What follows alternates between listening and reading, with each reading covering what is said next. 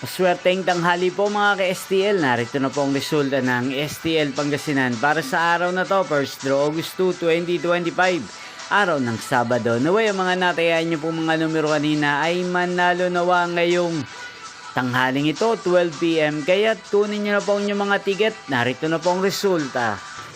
Ang mga numerong ninalo sa STL Pangasinan ngayong tanghaling ito, August 2, 2025. 12 PM. First draw result, 10 at 17. In exact order. Again, 10 at 17.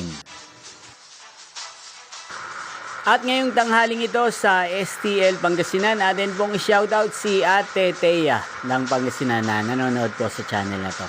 Shoutout po sa inyo, Ate Thea. Sana po ay nasa mabuti kayong kalagayan.